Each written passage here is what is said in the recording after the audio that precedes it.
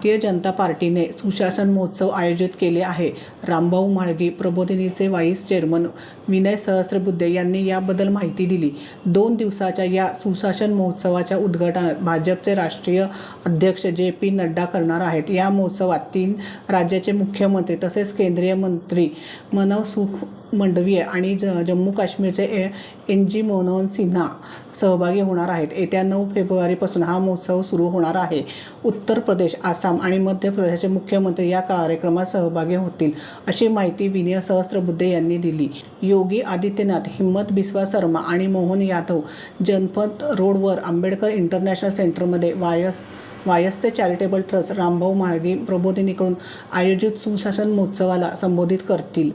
केंद्रीय मंत्री मनसुख मंडाविया आणि जम्मू काश्मीरचे उपराज्य मनोहर सिन्हा या कार्यक्रमात सहभागी होतील। यात अनेक खासदार आणि मंत्री सुद्धा सहभागी होतील।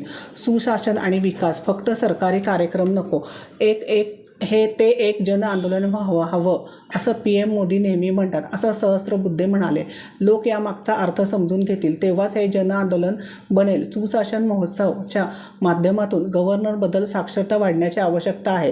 सगळ्याच सरकारचे इरादे खूप चांगले असतात, पण जमिनीवर योजनांची अंमलबजावणी अपयशस्वी होताना दिसते। अशा स्थितीत सध्या देशात योजनांची खूप चांगल्या पद्धतीने अंमलबजावणी सुरू आहे।